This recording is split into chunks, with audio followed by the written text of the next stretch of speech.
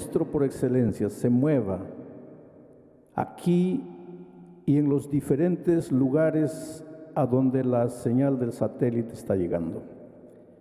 Que tu Espíritu haga el trabajo que sabe hacer. Que la semilla caiga en tierra buena y produzca frutos para vida eterna. Vamos a abrir tu palabra, Señor. No queremos hablar lo que el ser humano quiere, lo que el ser humano piensa.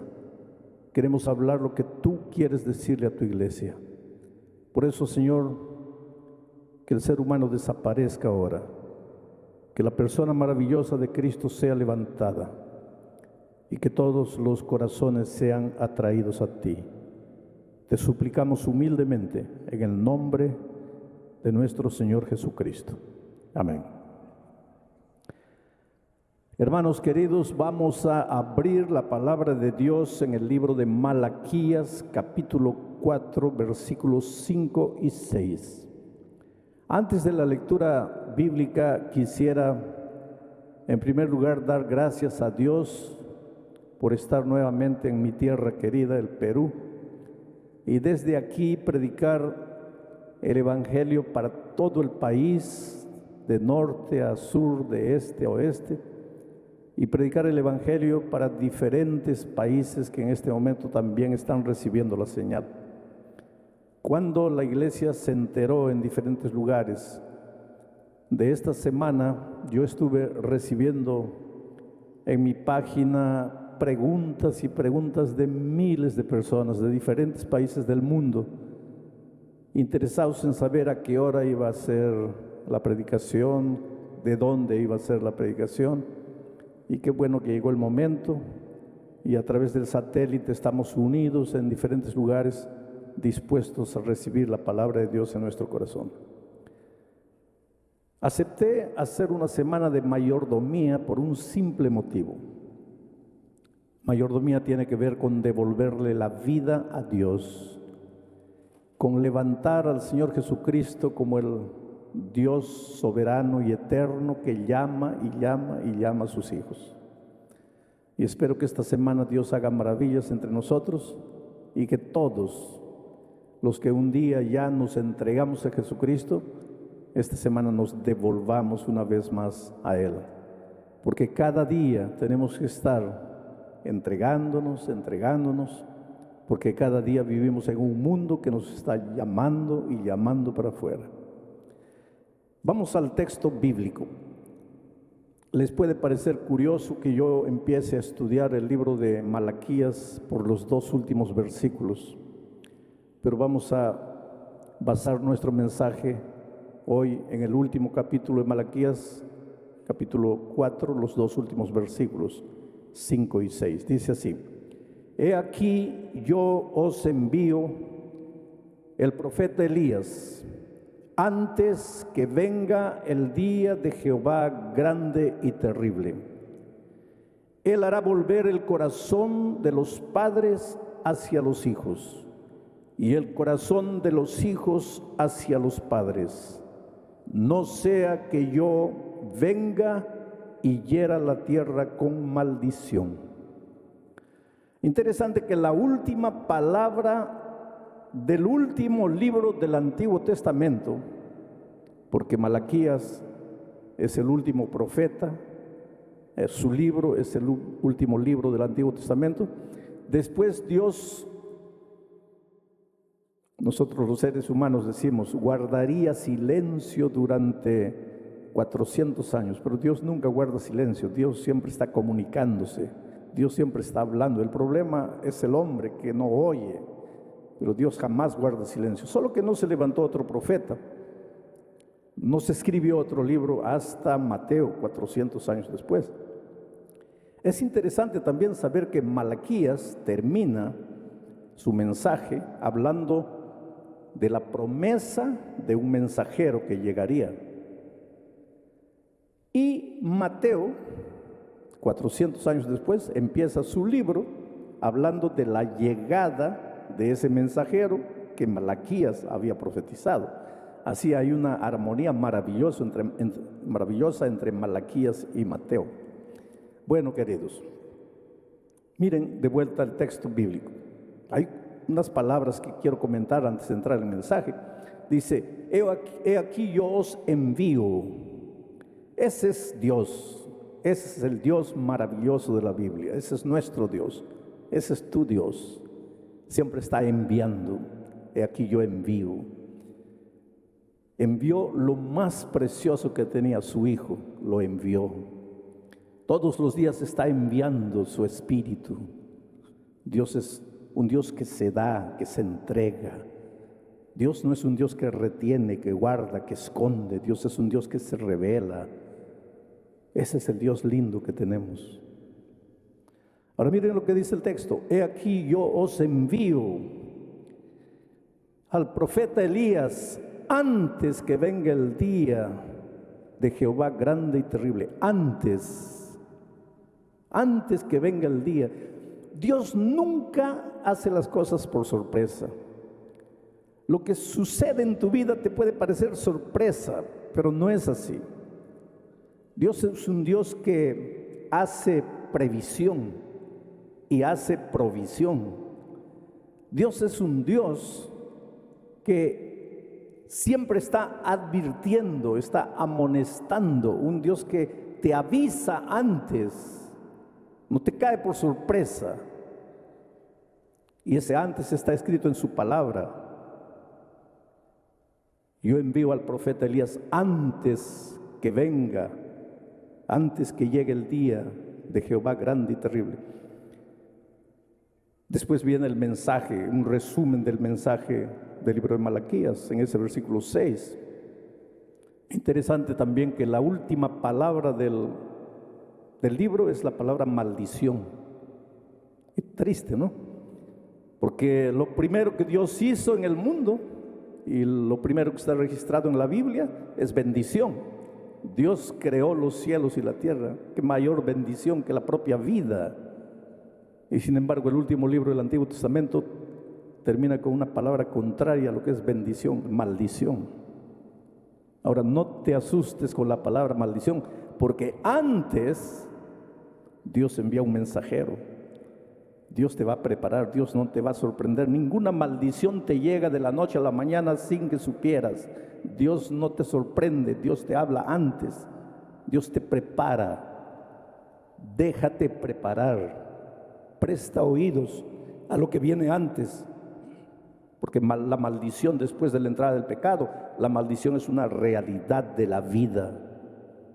No la puedes evitar. Viene en forma de enfermedad, de dolor, de traición, de muerte, de tristeza, de pobreza, de miseria, de desempleo. La maldición cobra muchas formas, pero nada puede sorprender al Hijo avisado de Dios, porque Dios siempre manda a su mensajero antes. Bueno, queridos, esta semana va a ser una semana de crecimiento. Vamos a crecer en la gracia maravillosa de Jesús. Malaquías, como todos los libros de la Biblia, es un libro cristocéntrico. Tú vas a ver durante la semana cómo vamos a encontrar a Cristo de muchas maneras. La Biblia es un libro cristocéntrico. Desde el Génesis, desde los primeros versículos donde Dios crea todo por gracia, hasta el Apocalipsis, último versículo, donde la gracia de Dios está registrada. La Biblia toda es un libro de gracia. Vamos a crecer en la gracia esta semana a través del estudio del libro del profeta Malaquías. Crecer. ¿Sabes que crecer no es fácil? Porque para crecer tú tienes que aprender. No hay crecimiento sin aprendizaje. Y aprender no es fácil, porque para aprender tú tienes que dejar de pisar la tierra que conoces y tienes que pisar en tierra que no conoces. Eso es aprender. Si te quedas en lo que conoces, pues no estás aprendiendo nada. Entonces, al avanzar, al pisar la tierra que no conoces, al ser humano instintivamente tiene un temor hacia lo desconocido. Y por eso tal vez se resiste a crecer, se resiste a aprender. Pero esta semana vamos a aprender cosas maravillosas de Malaquías. Él comienza su libro, y eso vamos a ver a partir de mañana, con una declaración de amor maravillosa. Yo os he amado.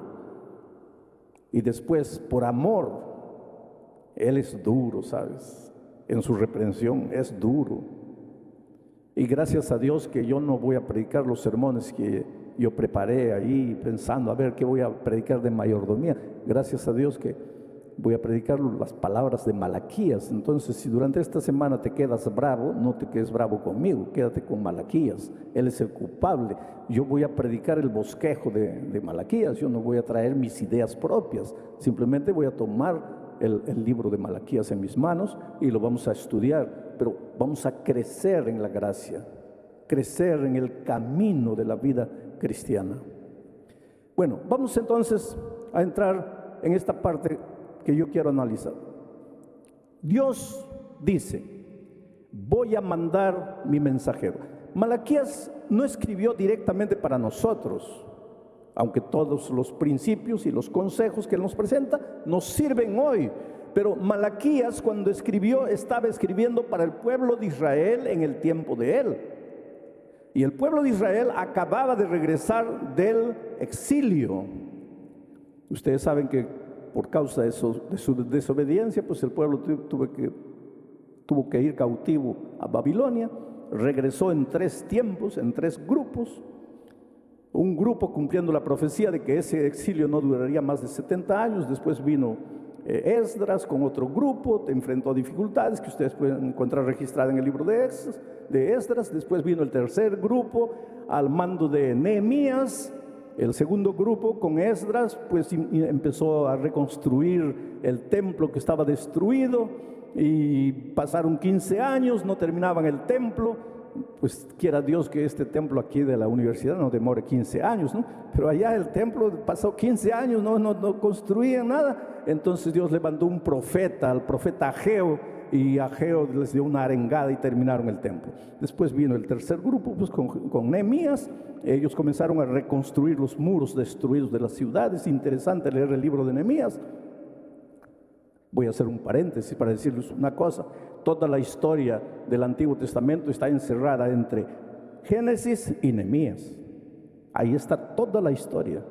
Nosotros, especialmente los más nuevos lectores de la Biblia, creen que después de Nehemías vinieron los Salmos, Proverbios, Eclesiastés y etcétera, y los profetas y todo. No, los profetas vivieron en el tiempo de los reyes. Toda la historia bíblica está entre Génesis y Nehemías. Y vino Nehemías con el tercer grupo, reconstruyeron, y entonces comenzaron a caer en la rutina religiosa, y ahí Dios levanta al profeta Malaquías. Y levanta al profeta Malaquías prometiendo la llegada de un mensajero. Pero es extraña la promesa, porque Malaquías dice: he aquí, antes que llegue el día grande y terrible, voy a enviar a mi profeta Elías. Elías ya estaba muerto para ese tiempo. ¿Cómo es que iba a volver Elías? Algunos judíos pensaban que Elías iba a resucitar. Otros judíos pensaban que Elías se iba a reencarnar. Cada uno tenía su idea. Pero la profecía decía: antes que llegue el día grande y terrible, llegará el profeta Elías. Ahora, el día grande y terrible para Israel era la primera venida del Mesías. Era grande y terrible para sus enemigos, que los habían hecho sufrir, que los habían perseguido. Ellos serían castigados. El día grande y terrible para Israel era la llegada del Mesías en su primera venida, para libertarlos del poder de los países. Aunque ellos habían regresado, todavía seguían dominados por las fuerzas de afuera. Entonces, para ellos en ese tiempo, el día grande y terrible era la primera venida de Cristo. Pero el día grande y terrible para nosotros hoy, porque Apocalipsis vuelve a hablar de ese día grande y terrible, le llama el día de la ira de Dios. Para nosotros el día grande y terrible ya no es la primera venida del Mesías, porque Cristo ya vino. Para nosotros el día grande y terrible es la segunda venida de Cristo. Antes de la primera venida de Cristo, Dios quiere preparar a su pueblo con el mensaje de Malaquías. Les promete que va a enviar un mensajero. Hoy día, antes de la segunda venida de Cristo, Dios quiere preparar a su pueblo.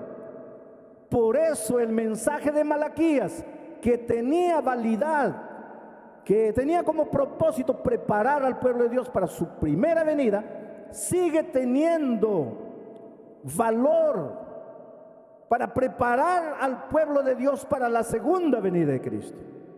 La tragedia fue que por más que se le predicó al pueblo de Israel, por más que se intentó preparar al pueblo, el pueblo no se preparó, porque cuando Cristo vino no lo recibieron. Mi pregunta es, ¿hasta qué punto nosotros estamos siendo preparados para la segunda venida de Cristo? ¿Será que cuando Cristo venga nosotros caeremos también en el problema de Israel, que cuando vino no lo reconocieron? ¿Será que nosotros no nos estamos preparando de la debida manera para encontrar al Señor, ya no como aquel que vino a morir en la cruz, sino que ahora aquel que viene a reinar soberanamente por la eternidad? ¿Estamos preparados? Ese es el mensaje de Malaquías. Bueno, quiero darles algunos detalles. Malaquías promete la venida de Elías, y vuelvo a repetir, los judíos en sus días pensaban que Elías iba a resucitar, pero miren lo que dice. ¿Dónde está la pantalla? No sé si están colocando el versículo ahí. Miren lo que dice, lo que está registrado en el libro de Lucas capítulo 9. Voy a leer aquí. Dice así: aconteció que mientras Jesús oraba aparte, estaban con él los discípulos, y les preguntó diciendo: ¿quién dice la gente que soy yo? Ellos respondieron: unos dicen que eres Juan el Bautista, otros dicen que eres Elías, y otros que algún profeta de los antiguos ha resucitado. Entonces esa era la convicción de los judíos en los tiempos de Cristo.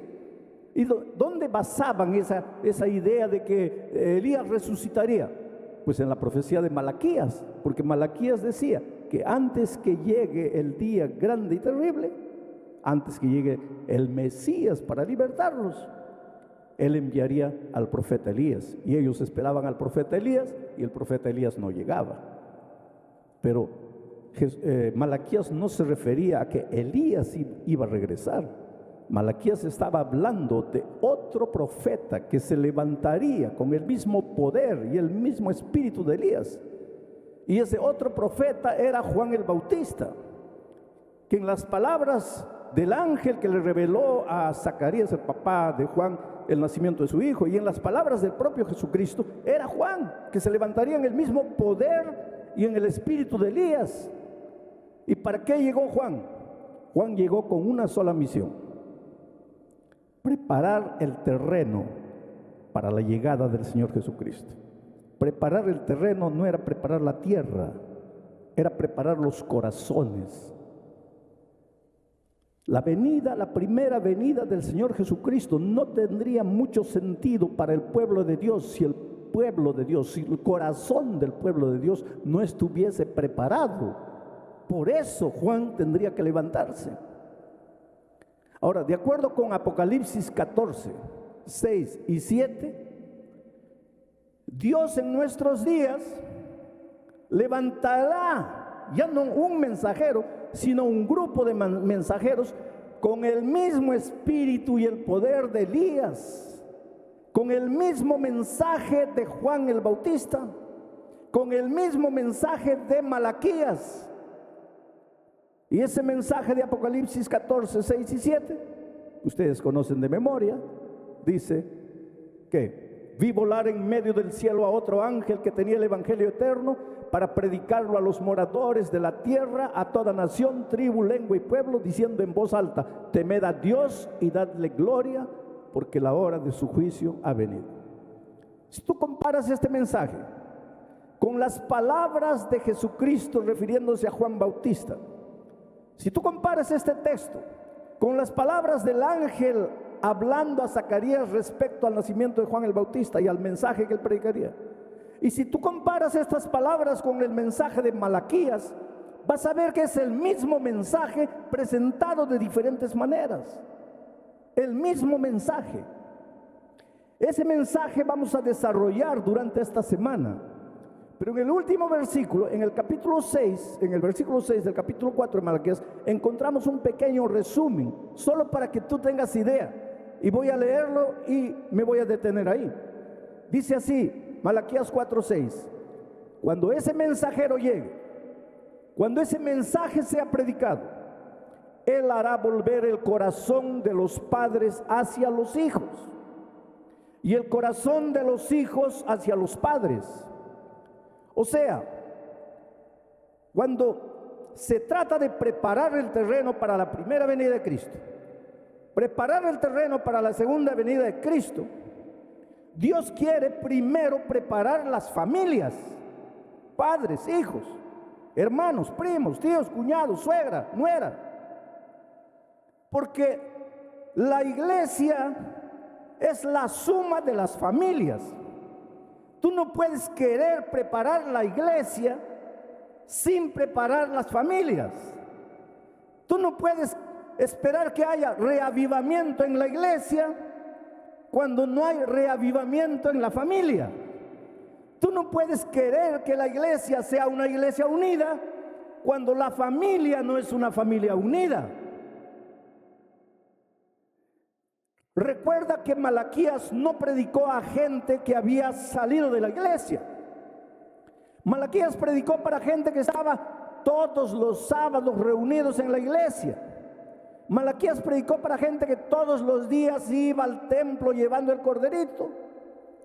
Malaquías predicó para un pueblo que esperaba ansiosamente la llegada del Mesías, la primera venida de Cristo.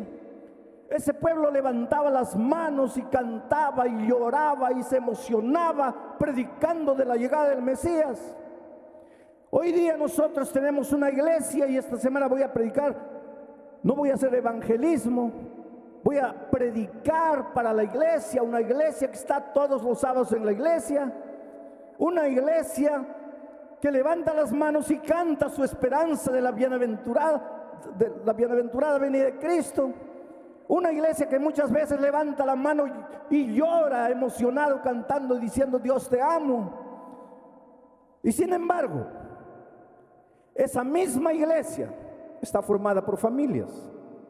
Y estas familias aquí, los padres estaban contra los hijos contra los padres, el hermano contra el hermano, la hermana contra el hermano, el primo contra el primo, el suegro contra la nuera. Y ese es el problema de la iglesia aquí.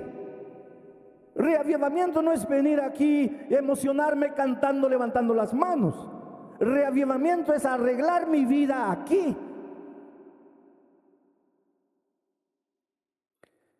El otro día me pidieron que visitase a un hombre en la cárcel y con un pedido especial. ¿Por qué? Porque que yo visitase a un hombre en el hospital. Había llevado 6 tiros, pero por la gracia de Dios ni un tiro le atravesó ni el pulmón, ni el riñón, ni ningún órgano vital. El que le disparó tenía tan mala puntería que lo hirió por todo lado, menos en un órgano vital. Estaba ahí en el hospital vivo. Me pidieron que yo lo visitase a él por un motivo, porque quien lo había intentado matar era su hermano, no su hermano de la iglesia, su hermano de carne y hueso, hijo del mismo papá y de la misma mamá. Ahora tú me vas a decir, pero ¿quién, cómo un hermano hace eso con su hermano? Pues la historia es interesante, porque el papá les dejó un terreno y mientras el otro se fue a otro país, el otro se comió 30 centímetros del terreno, levantó un muro y se comió 30 centímetros. Cuando el otro regresó y vio que el otro se le había entrado 30 centímetros, fue y comenzaron a discutir. La discusión fue tan grande que el otro le metió 6 balazos. Ahora, querían que yo visitara al enfermo. Yo no visité, pero querían que visitara al enfermo. ¿Para qué? Al herido. ¿Para qué? Para pedirle que por favor retirase la denuncia que le habían hecho al hermano, porque si él retirase el registro, entonces el hermano saldría de la prisión. Pero si no retirase, el otro quedaría preso, porque intentó matarlo. Ahora, cuando me contaron la historia yo no podía creer. ¿Cómo puedes creer que un hermano dispara contra su hermano por 30 centímetros de miserable tierra? Pero lo que tú no sabes es que ese hermano que está en la prisión canta en un grupo musical y los sábados está en la iglesia cantando en la segunda venida de Cristo y levanta las manos y las lágrimas corren y la iglesia toda se emociona. Y está matando al hermano por 30 centímetros de miserable tierra. Dios mío. Esta es la iglesia que se está preparando para la venida de Cristo. Ese era el problema de Israel en los tiempos de Malaquías. Ese es el problema del pueblo hoy. Y el libro de Malaquías tiene como objetivo llamarte, llamarte y llamarte. ¿Para qué?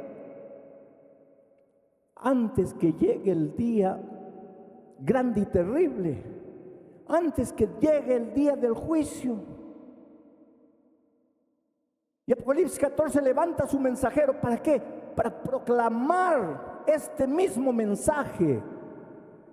El tiempo del juicio ha llegado. Ya no es tiempo de vivir el formalismo de la vida cristiana, es tiempo de despertar. Es tiempo de darle valor a lo que realmente vale. Y la tierra no es lo que vale. El carro no es lo que vale. Las cosas no son las que valen. Cuando Cristo venga, todo eso va a acabar. Todo eso se va a quemar. Todo eso va a quedar aquí.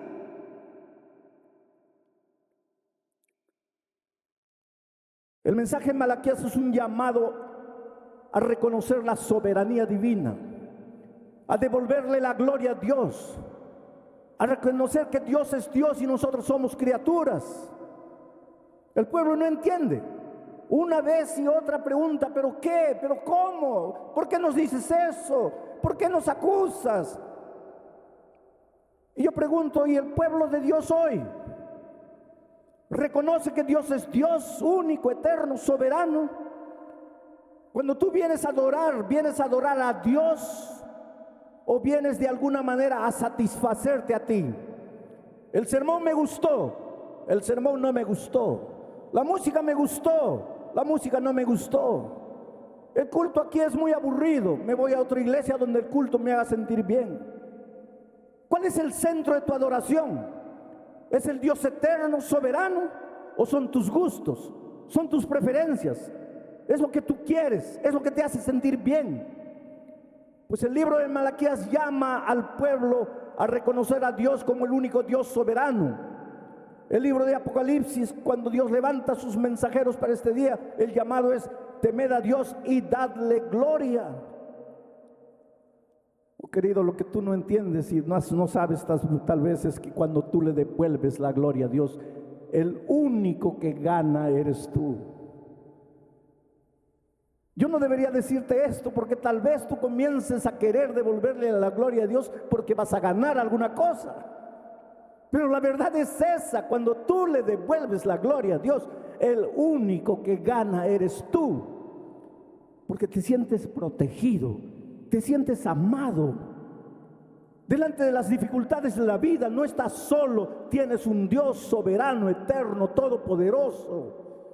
Que venga la crisis, que venga el desempleo, que venga el cáncer, que venga la enfermedad, que venga lo que venga, tu Dios es tu Dios eterno, soberano. No quieres que las cosas salgan como tú quieres. Tú le entregas a Dios tu vida y dices: Señor, que las cosas salgan como tú, mi Dios eterno y soberano, sabes que debes hacer. Dios no es tu marioneta para que realice tus caprichos. Dios es Dios y tú como criatura te sometes a Él y aprendes a depender de Él. Pero a la final, el único que gana eres tú. Y ese es el caso de Maribel. Maribel era una joven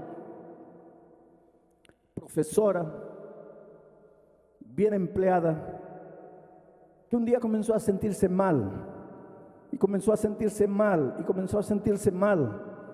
Interesante, los seres humanos cuando nos sentimos mal no corremos al médico inmediatamente, comenzamos ahí a postergar, a tomar agüita de manzanilla, de toronjil y eso y aquello. Cuando Dios ha colocado médicos en este mundo para resolver los problemas de la salud, no tengas miedo de correr al médico. Hasta que un día ella no pudo más, la llevaron al hospital, le dijeron, mira, no sabemos lo que tienen, le hicieron exámenes por aquí, por allá, no sabemos lo que tienes. Finalmente alguien le dijo, mira, ve a Lima. Y vino a Lima. Le hicieron otros exámenes hasta que un médico le dijo, mira, tengo una triste noticia para ti. Estás con cáncer. Y estás con un cáncer terrible. Y no te doy muchas esperanzas. Voy a ser realista contigo. Ella había nacido y crecido en la iglesia. Se arrodilló. Cualquiera se arrodillaría para decirle, Señor, por favor, cúrame, toda mi vida te he servido, toda mi vida he andado en tus caminos. Por favor, Señor, ahora manifiesta tu poder, cúrame del cáncer. Y yo creo que si oraras así no estarías equivocado, que el ser humano no quiere sanar. Pero ella se arrodilló, levantó las manos al cielo y dijo, Señor, tú eres mi Dios y yo soy tu hija. Me has cuidado toda la vida. Y ahora el cáncer se apoderó de mi cuerpo. Tú eres mi Dios. Tú sabes lo que haces. Yo solo te pido una cosa. Ayúdame a pasar por este torbellino, confiando en ti y amándote cada vez más a ti. Si tú quieres curarme, tú puedes hacerlo. Pero yo no sé cuál es tu voluntad. Y yo no te voy a decir como criatura, a ti, mi Dios creador, no te voy a decir lo que tienes que hacer. Tú sabes lo que tienes que hacer conmigo. Yo solo te suplico, ayúdame, Señor. Ayúdame a pasar por este torbellino. Ayúdame a depositar cada día más mi confianza en ti. ¿Y saben lo que Dios hizo? Usó a los médicos. Y a través de los médicos le hicieron una cirugía y sin duda ninguna la mano poderosa de Dios estaba por tras de los médicos y ella fue restaurada del cáncer. ¿Cómo pagar la deuda? Dios fue maravilloso, le abrió las puertas. Alguien apareció, le trajo un poco de dinero, otra persona apareció, le trajo un poco de dinero. Muchas personas le trajeron un poco de dinero. Cuando ella pensaba que iba a salir del hospital llena de deudas, salió sin deber un centavo. Entonces volvió a arrodillarse y levantar los ojos al cielo y decir, Señor, toda mi vida he sido fiel a ti. Y en los últimos años, sin saber que he estado enferma, te he estado devolviendo fielmente un segundo diezmo. No era para comprar tus favores, era para reconocerte como mi Dios todo soberano. Y efectivamente en el momento del dolor ella dio pruebas de que confiaba en Dios, porque su oración no fue para que la curase, sino para que la ayudase a pasar por el torbellino, confiando más en Dios. Pasó la tormenta, volvió a su tierra, volvió a su empleo. Y un día la directora le dice, mira, tienes que trabajar en sábado. Hemos sido pacientes contigo, te has enfermado, has ido allá, ya estás restablecida, tienes que trabajar en sábado.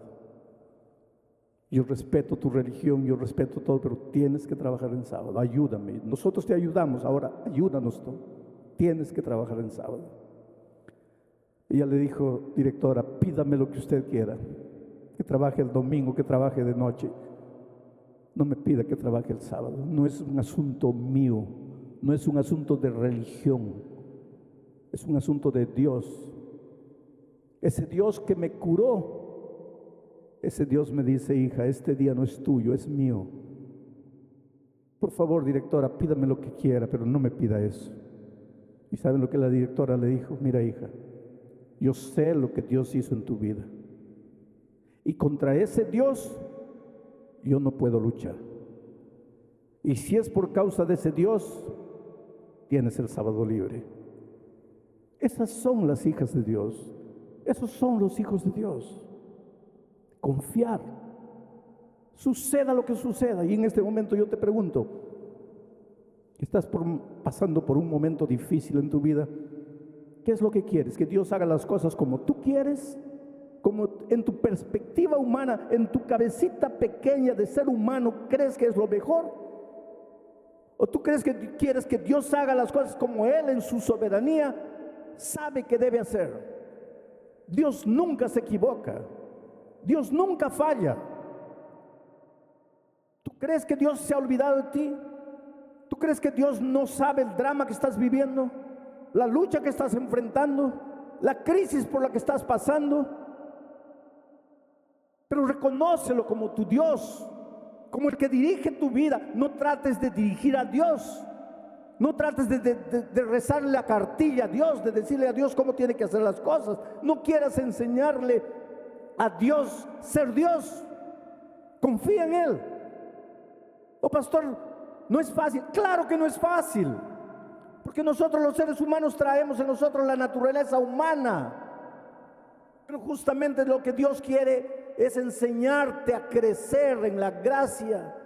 Él quiere ver en ti reproducido el carácter maravilloso de Jesucristo. Y es eso lo que vamos a estudiar semana tras semana. Esta mañana yo tengo la alegría de presentarles a esta muchacha valiente y victoriosa, Maribel, que ha venido desde lejos, solo para que ustedes la vean y para que digan, el pastor Bullón no está inventando una historia. Esta es la historia real. Aquí está la muchacha. Maribel, que Dios te bendiga. Tu testimonio es un testimonio de fe. Vuelvo a repetir, tú podrías haberle pedido a Dios que te cure. Tú podrías haber querido decirle a Dios que haga las cosas como tú querías. Tú te sometiste a Dios y ganaste. Ganaste porque Dios te devolvió la salud, estás sana. Ganaste porque te dieron el sábado libre, estás libre. Y ganaste porque has crecido en gracia. ¿Qué quisieras decirle a la iglesia esta mañana? En primer lugar, le doy gracias a Dios porque Él permite que esté aquí en este lugar y decirle a cada uno de ustedes, solamente que crean y confíen en Dios. Y no solamente estar a su lado en los momentos buenos y felices, sino también en los momentos difíciles que nos toca pasar como hijos de Dios, porque tenemos a un Dios vivo, a un Dios que nos escucha y que nunca nos va a dejar solos. Dios te bendiga, Maribel.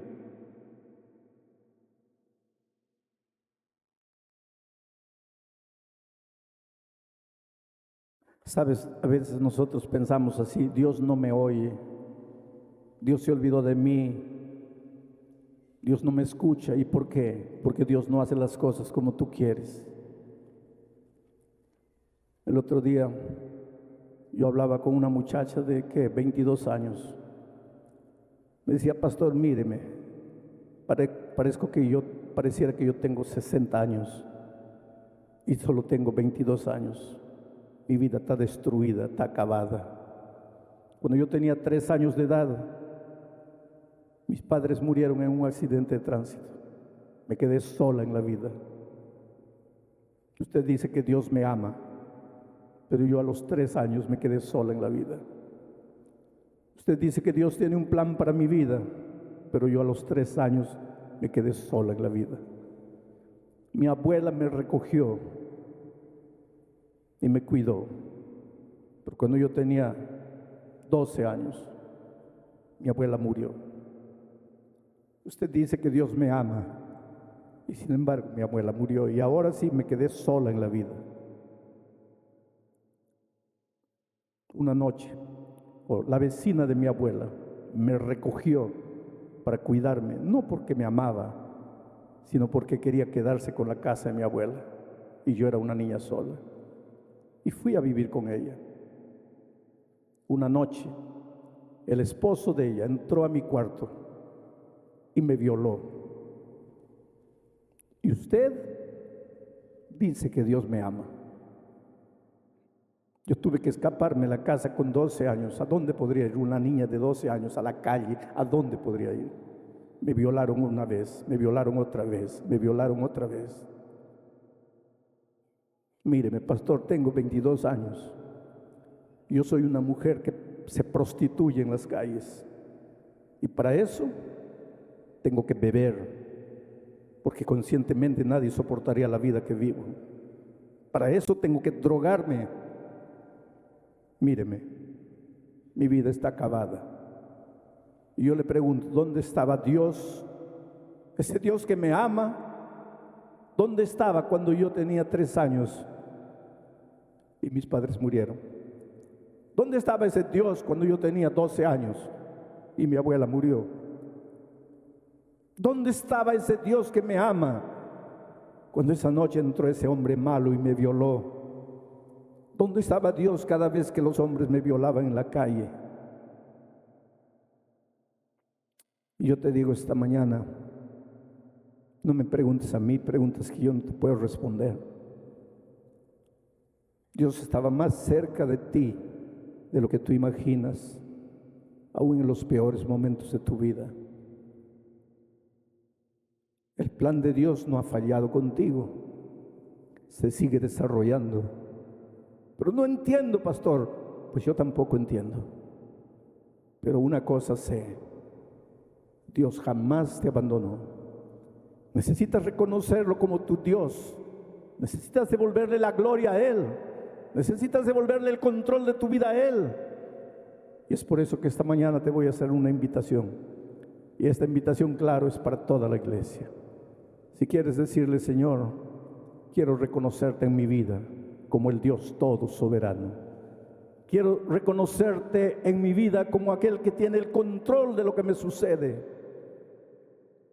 Aunque estés pasando por el valle de sombra y de muerte, en este momento, yo te voy a invitar para que te levantes y vengas y le devuelvas a Dios la gloria que le pertenece a Él en tu vida. Y le digas a Dios, Señor, te entrego mi vida, te devuelvo mi vida, toma el control de mi vida. Mientras el coro canta, deja que el Espíritu te traiga. Quiero hacer una oración especial por ti aquí adelante. Ven a los brazos de Jesucristo.